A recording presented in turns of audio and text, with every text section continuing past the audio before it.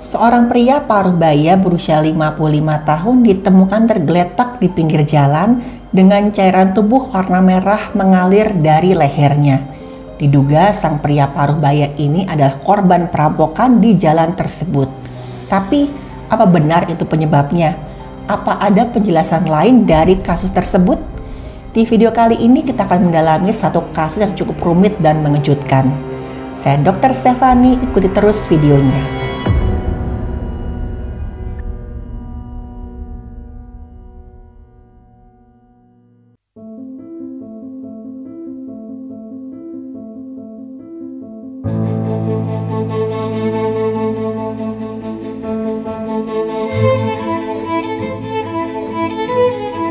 Halo, saya Dr. Stefani. Saya seorang dokter spesialis forensik dan saya melihat apa yang tidak semua orang lihat. Sebut saja nama pria paruh baya ini Mas Karyo. Usianya 55 tahun. Mas Karyo ini sudah nggak bekerja karena dia ini seorang pensiunan pekerja tambang yang sekarang ini hanya tinggal berdua dengan istrinya. Mas Karyo ini setelah sekian tahun bekerja di tambang berharap dia tuh bisa menikmati masa tuanya dengan tenang. Tapi sayangnya masa pensiun Mas Karyo ini sangat jauh dari kata tenang. Mas Karyo ini selalu mengalami penyakit yang ada-ada aja.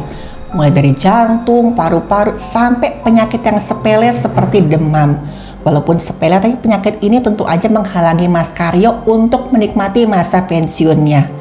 Boro-boro nih Mas Karyo tuh mau happy-happy, mau seneng-seneng seperti gambaran lansia yang bahagia di iklan asuransi.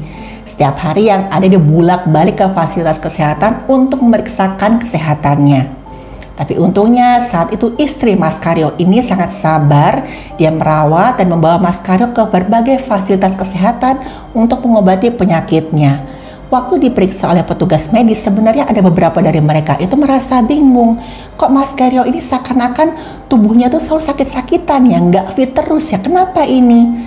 Nah saat itulah Mas Karyo mulai merasa kesal, dia tuh mulai ada pikiran-pikiran buruk tentang dirinya sendiri. Mas Karyo mulai curiga nih, jangan-jangan saya ini sudah disantet oleh orang yang nggak menyukai si Mas Karyo, entah dulu semasa Mas Karyo bekerja di tambang atau sekarang. Jangan-jangan ada yang iri nih sama saya nih. Karena berkali-kali itu ada aja penyakitnya. Setiap kali Mas Karyo merasa mulai sehat, tahu-tahu dia sakit lagi. Begitu terus sampai lama-lama Mas Karyo ini merasa frustrasi dengan kondisinya. Dia pun akhirnya mulai memikirkan pikiran-pikiran ngawur. Apapun itulah akan saya lakukan asal saya enggak sakit lagi. Asal masalah saya ini bisa terselesaikan. Akhirnya Mas Karyo ini mulai menyusun rencana. Dia berencana ingin menghilangkan nafas dari tubuhnya dengan cara melompat dari ketinggian di sebuah tebing yang curam dan terletak gak jauh dari tempat dia tinggal. Dan tanpa mengatakan sesuatu kepada sang istri, Mas Karyo ini pergi dari rumah dengan kondisi tubuh yang masih sakit di sekujur badan. Sebenarnya saat itu Mas Karyo masih merasa sangat lemah, tapi dia udah mulai muak dengan sakitnya, dia mulai pusing, dia frustrasi. Pokoknya aku nggak mau merasa sakit lagi, sudah cukup. Toh usiaku sudah 55 tahun, kayaknya nggak salah deh kalau ya aku menghilangkan nafas dari diri aku sendiri. Mas Karyo ini kemudian berjalan dengan langkah lunglai di pinggir jalan yang saat itu sebenarnya jalan itu sangat sepi. Nah tiba-tiba nih musibah yang semakin besar itu pun menghampiri Mas Karyo tanpa disangka-sangka. Ada sebuah sepeda motor itu yang awalnya dari jauh tuh kayaknya mendekati Mas Karyo, terus makin lama semakin dekat. Dan waktu sepeda motor ini ada samping Mas Karyo, itu Mas Karyo langsung berhenti. Dia lihat nih, siapa nih, jangan-jangan orang dia kenal. Tapi saat itu pengendara motornya itu menggunakan semacam helm yang wajahnya tuh nggak kelihatan. Dan waktu si pengendara ini turun, Mas Karyo sempat curiga, ini ada apa nih ya? Dia mulai deg-degan, dia mulai panik. Dan saat itu si sepeda motor ini yang tanpa bicara apapun, dia menggunakan kekuatan tinjunya lalu mencengkeram leher Mas Karyo dengan kuat. Dan saat itu Mas Karyo dipaksa berlutut, dia mencoba bernafas, tapi saat itu cengkeraman si pengendara motor ini itu terlalu kuat. Nafas Mas Karyo terasa tertahan di tenggorokannya. Dan di tengah-tengah kepanikan Mas Karyo yang berusaha bernapas, tiba-tiba aja si pengendara motor ini melakukan hal yang lebih ekstrim lagi. Dia mengeluarkan sebuah senjata tajam yang cukup panjang, lalu membuat luka yang panjang di bagian leher Mas Karyo. Sudah bisa ditebak, gak lama kemudian cairan tubuh berwarna merah pun keluar dari leher Mas Karyo. Mas Karyo pun tergeletak di jalan. Dia coba pegangin lehernya yang terluka cukup parah. Sementara si pengendara sepeda motor tadi itu langsung ngambil dompet Mas Karyo yang ada di kantongnya. Lalu si pengendara motor ini pun pergi dari sana. Dan untungnya saat itu ketika Mas Karyo sedang bertaruh nyawa, ada seorang pejalan kaki yang lewat di situ. Dia lihat Mas Karyo tergeletak di jalanan sambil berusaha mempertahankan nyawanya. Sang pejalan kaki ini langsung menolong Mas Karyo dan dia bawalah Mas Karyo ini ke sebuah fasilitas kesehatan terdekat.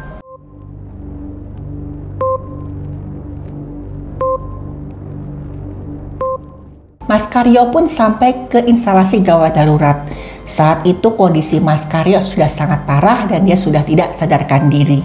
Karena waktu itu Mas Karyo mengalami kehilangan banyak darah, tekanan darahnya ini sudah sangat rendah dan nadinya sudah meningkat.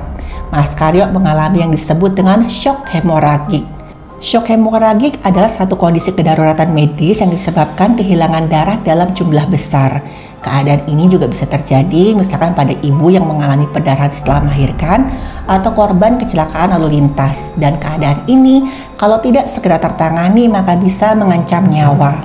Shock hemoragik ini akan melewati 4 tahap. Yang pertama tahap kompensasi, kedua dekompensasi, ketiga irreversible, dan keempat pasca shock.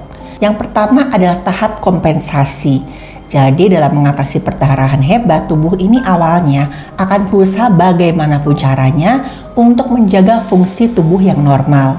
Tubuh akan meningkatkan denyut jantung dan juga menyempitkan pembuluh darah yang tujuannya udah pasti agar aliran darah ke organ vital seperti otak atau jantung itu bisa dipertahankan. Dan kalau keadaan ini tidak tertangani, lama-lama organ tubuh yang vital akan kekurangan darah dan oksigen. Dan organ-organ yang rusak ini nantinya akan mengeluarkan asam laktat. Asam laktat ini adalah zat sisa metabolisme tubuh. Asam laktat ini nanti akan dilepaskan ke peredaran darah. Saat organ-organ tubuh ini mulai rusak karena kekurangan oksigen, otomatis metabolisme akan meningkat. Karena organ-organ tubuh juga akan berusaha untuk mempertahankan fungsi normalnya mereka. Tapi justru karena semakin tinggi kadar asam laktat yang dilepaskan oleh organ-organ tubuh tadi, maka keadaan tubuh akan semakin memburuk. Asam laktat yang masuk ke pembuluh darah itu akan membuat darah ini jadi semakin asam. Dan ini akan sangat memperburuk keadaan si penderitanya tadi. Ditambah lagi kok terjadi kerusakan ginjal. Karena salah satu usaha lain tubuh untuk meningkatkan volume darah adalah dengan mempengaruhi proses penyerapan cairan tubuh yang ada di ginjal. Otomatis kerja ginjal ini akan semakin kuat, semakin keras. Dan tubuh ini juga punya semacam sistem prioritas dalam menyelamatkan organ. Waktu terjadi kekurangan darah atau oksigen, tubuh ini akan otomatis mencoba menyelamatkan organ-organ tertentu dulu. Yang pertama udah pasti otak, karena otak ini adalah organ yang diprioritaskan oleh tubuh kalau terjadi shock atau keadaan darurat. Aliran darah udah pasti akan diutamakan ke bagian otak dan organ-organ lain otomatis tidak mendapat cukup darah. Keadaan ini akan terjadi di tahap kedua, yaitu tahap dekompensasi. Saat inilah tubuh mulai kelelahan, udah capek, udah setengah mati dalam mempertahankan fungsi normalnya. Ini ditandai dengan tekanan darah yang mulai turun dan denyut jantung akan meningkat. Ini terjadi pada saat Mas Karyo sudah mulai masuk keadaan dekompensasi shock. Pada akhirnya, kalau organ-organ lain mengalami kerusakan yang tidak bisa diperbaiki, maka otomatis penderitanya akan masuk ke tahap irreversible, kerusakan yang sudah tidak tertolong lagi. Di tahap ini terjadi kerusakan organ-organ secara permanen dan orang akhirnya tidak bisa tertolong lagi. Makanya, penanganan shock ini sangat-sangat berpacu dengan waktu. Dan itulah yang terjadi pada Mas Karyo pada saat Mas Karyo ada di IGD. Jadi inti dari penanganan shock hemoragik itu ada 2. Yang pertama mengatasi perdarahan, yang kedua mengganti volume darah yang hilang. Pada saat itu dokter di IGD masang cairan infus dan juga melakukan pemeriksaan di leher Mas Karyo untuk melihat rusaknya di mana. Dan waktu mereka lihat di situ tenggorokan sama kerongkongannya Mas Karyo ini sudah terpotong rata dan juga ada gumpalan darah yang cukup besar itu di leher sisi depan. Waktu diteliti lagi, dilihat kalau pembuluh darah balik leher sisi kanan ini itu terpotong sebagian. Dan sesegera mungkin dokter langsung melakukan perbaikan ke pembuluh darah balik sisi leher kanan depannya Mas Karyo supaya perdarahannya bisa berhenti dengan segera. Untungnya saat itu kerusakan pada pembuluh balik di leher itu efeknya tidak akan seberat kerusakan pada pembuluh nadi. Hal ini disebabkan karena darah yang dibawa oleh pembuluh balik leher itu darah dari otak menuju ke jantung dan kadar oksigen itu lebih rendah. Jadi misalkan ada kerusakan jaringan, maka penurunan oksigen yang ada di otak itu nggak separah kok dibandingkan dengan pembuluh nadi yang terpotong. Kata dokter, kalau sampai Mas Karyo ini mengalami kerusakan di pembuluh nadinya, maka sangat-sangat kecil kemungkinannya Mas Karyo akan selamat. Karena kebalikan dengan kerusakan pada pembuluh balik tadi, kalau sampai pembuluh nadi yang kena, pembuluh nadi ini kan akan membawa darah yang kaya oksigen dari jantung ke otak. Otomatis kalau ini rusak, maka akan terjadi kerusakan pada jaringan otak yang sangat luas. Nah, hal ini bisa menyebabkan Mas Karyo tidak bisa tertolong. Dan berkat kesigapan dokter, makanya Mas Karyo ini akhirnya bisa masuk ke tahap yang tidak semua orang bisa capai, yaitu tahap pasca shock. Mas Karyo berhasil bertahan hidup dan tubuhnya itu lama-lama mulai pulih dari kondisi shock. Dokter ini berkata kalau Mas Karyo itu sangat-sangat beruntung. Kalau cedera yang disebabkan oleh si pelaku ini meleset sedikit saja, maka sudah pasti Mas Karyo akan kehilangan napasnya. Dan akhirnya Mas Karyo ini tetap harus dirawat untuk memastikan kondisinya stabil.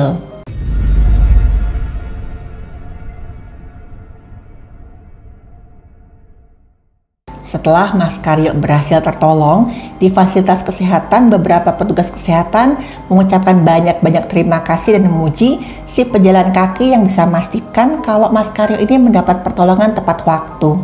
Dan akhirnya nyawa Mas Karyo pun bisa diselamatkan. Dan kabar tentang Mas Karyo ini akhirnya sampai ke telinga istrinya. Sang istri langsung melaporkan kejadian ini ke pihak yang berwenang.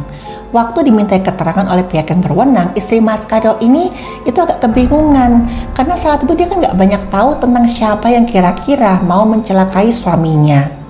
Tapi ditambah lagi saat itu kondisi Mas Karyo ini sangat tidak memungkinkan untuk memberikan keterangan. Dan pihak yang berwenang kemudian mencoba mendalami kasus ini secara serius dan teliti. Tapi waktu mereka semakin menelusuri dan menelaah lagi kronologis kejadiannya, pihak yang berwenang ini sadar kok kayaknya ada yang janggal ya di kasus si Mas Karyo ini. Awalnya memang sekilas lalu kayak kasus perampokan biasa, tapi salah satu petugas yang berwenang ini itu merasa ada yang janggal. Dan satu-satunya cara supaya kasus ini bisa menemukan titik terang adalah menemukan si pengendara motor yang menjadi si pelaku tadi. Dan setelah dilakukan pencarian selama beberapa hari, akhirnya tertangkaplah seorang pemuda berusia kurang lebih 20 tahun yang sebut saja namanya Hari. Hari ini saat ditangkap oleh pihak yang berwenang akhirnya mengakui semua perbuatannya. Dia bilang saat itu memang saya mencoba untuk menghilangkan nafas dari tubuh Mas Karyo. Tapi keterangan si Hari ini bukan cuma sampai di sini. Ada satu hal yang mengejutkan yang diakui oleh Hari. Bahkan saat itu pihak yang berwenang dan istri Mas Karyo itu sama sekali tidak menyangka. Hari bilang kalau dia itu melukai Mas Karyo atas perintah Mas Karyo sendiri. Jadi kata Hari ini kenal Mas Karyo dari ayahnya. Ayahnya ini dengan Mas Karyo dulunya tuh bekerja di bagian tambang yang sama. Dan setelah kondisi Mas Karyo semakin membaik, semakin stabil, pihak yang berwenang pun minta keterangan dari Mas Karyo langsung. Akhirnya sambil menangis Mas Karyo pun mengaku kalau dia sudah membayar Hari untuk menghilangkan nafas dari tubuhnya. Gara-gara Mas Karyo ini sudah sangat tidak tahan dengan kondisi tubuhnya. Dia bilang saya tuh pensiun mau tenang, kok saya malah sakit-sakitan. Saya yakin saya disantet, saya udah berobat ke sana ke sini, gak ada hasilnya. Daripada begitu lebih baik nafas saya hilang dari tubuh saya. Mas Karyo ngaku awalnya memang dia tuh berencana lompat dari jurang. Tapi dia takut nih misalkan dia ketahuan mengakhiri hidupnya sendiri, nanti istrinya sedih. Akhirnya Mas Karyo merancang rencana dengan melibatkan Hari. Dia bilang saya mau misalkan nanti saya harus kehilangan nyawa saya, seakan-akan itu saya mengalami perampokan biasa. Tapi saat itu setelah memperdalam kondisi medisnya Mas Karyo ini, para petugas kesehatan pun akhirnya menemukan apa penyebab sakit Mas Karyo. Mas Karyo ini sakit bukan karena santet, tapi gara-gara Mas Karyo ini selama bekerja, dia tuh banyak sekali menghirup zat berbahaya dari tambang. Dan juga gaya hidup Mas Karyo ini sangat nggak sehat, mulai dari makanan dan juga ya kadang-kadang dia kurang istirahat, dan ini otomatis berpengaruh sama tubuhnya Mas Karyo. Waktu Mas Karyo usianya masih muda, itu nggak terlalu terasa, tapi makin lama penyakit itu semakin menumpuk di tubuhnya. Dan itulah yang dijelaskan oleh si petugas kesehatan ke Mas Karyo supaya Mas Karyo bisa tenang. Dan setelah mendengar penjelasan dari petugas kesehatan, akhirnya Mas Karyo pun berjanji pada dirinya sendiri kalau dia akan berusaha hidup lebih sehat. Dia nggak mau sakit-sakitan lagi. Mas Karyo juga minta maaf sama istrinya yang hampir saja hidup tanpa dirinya. Dari kasus Mas Karyo tersebut, saya bisa menyimpulkan kalau kita itu tidak boleh terlalu cepat dalam menyimpulkan sesuatu. Awalnya si Mas Karyo ini kan mengira kalau dia tuh terkena santet atau ilmu hitam. Tapi ternyata ketahuan kalau cara dia menjalani hidupnya lah yang salah dan itu menyebabkan dia sakit. Kalau menurut teman-teman, apa pelajaran yang bisa diambil dari kasus Mas Karyo? Tulis di kolom komentar ya. Saya Dr. Stefani, sampai ketemu di episode-episode berikutnya. Terima kasih sudah menonton video saya. Silahkan like, share, dan subscribe.